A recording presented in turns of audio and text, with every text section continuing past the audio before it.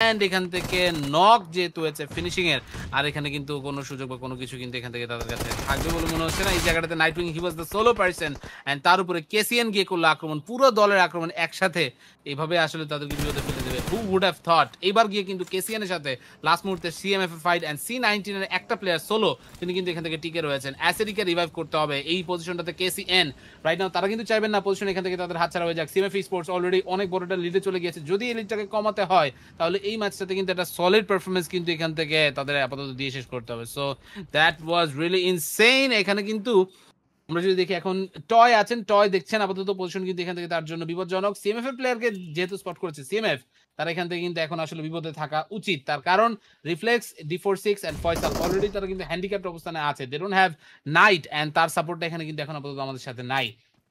অন্যদিকে যদি কেসিএন এর কথা বলি, তাদের কাছে কিন্তু ফুল স্কোয়াড আছে। সো ফুল স্কোয়াড থাকার কারণে অবভিয়াসলি একটা বড়সড় অ্যাডভান্টেজ তারা পাবেন। D46 হাতে একমাত্র একটা মলি নিয়ে তিনি তো বেশি দূরে গিয়ে যেতে পারবেন না, সিচুয়েশনটা এই মুহূর্তে কিন্তু তখন আরো বেশি রিস্কি হয়ে যেতে পারে। গাড়ির সাপোর্ট যতক্ষণ পাওয়া যায় গাড়িগুলো এখান থেকে তিনি কাজে লাগাবেন, বাট ওই জায়গাটাতে টয় তিনি কিন্তু কিছুক্ষণ মধ্যে গাড়িতে উঠে যখন বসবে ঠিক সেই সময়টাতেই অপোজিশনের কাছে কিন্তু এখন একটা আক্রমণ চলে আসলেও আসতে পারে। সো সেই আক্রমণটা দেখারই একটা আশায় আমরা রইলাম। এরই মধ্যে কিন্তু এগিয়ে যাচ্ছেন player D46, you are second down, DP ওয়ালা তিনি এখানে করবেন আক্রমণ এবং অলরেডি নকটা হয়ে গিয়েছে। ওইদিকে D46 এর পরে সামনে কিন্তু এখান থেকে ফয়সাল হয়ে গেল একা, তার সাথে রিফ্লেক্স ডাউন, বাট লাস্ট মুহূর্তে এসে ডিপি ওয়ালা আরো একবার দলের জন্য ক্লাচ করে দিয়েছেন, এন্ড এরই মাধ্যমে 5 নাম্বার এলিমিনেশন পয়েন্ট তার জন্য কিন্তু সিকিউর হয়ে যায়। C19 তারা এখানে এই সুযোগটা যদি কাজে লাগাতে পারে, হয়তো আজকের দিনে একটা চিকেন আসলে আসতেই পারে। So let's wait and watch what happens. টয় এগিয়ে যাচ্ছেন, সামনে আছেন ইমতিয়াজ, দুজনকে দেখে ফেলার কথা। টয়ের কাছে একটা গ্রেনেডই আছে শুধুমাত্র, সেই গ্রেনেডটা পারফেক্ট হলে অবশ্যই ইমতিয়াজ কিন্তু নকআউট হয়ে যাওয়া উচিত, বাট সোজা সাপটা গ্রেনেড মারছেন তিনি এখান থেকে কিন্তু এখন আসলে জানিয়ে দিয়েছেন যে আমি ঠিক কোথায় আছি, আমার পজিশনটা এখান থেকে কিন্তু তোমরা জেনে নাও। এন্ড যতক্ষণে জেনে গেল ততক্ষণে ভাই এখানে কিন্তু অলরেডি কেসিএন এর ফুল স্কোয়াড আবারও পুনরুজ্জীবিত হয়ে গেছে।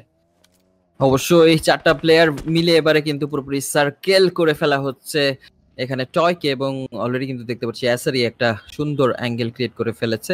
বাট এখান থেকে আসার কথা হচ্ছে একটা ডিপ রয়েছিল টয়ের কাছে, বাট সেটাও খুব একটা এখানে ম্যাটার করবে না, বিকজ ম্যান পাওয়ার এখানে খুবই দুর্দান্ত।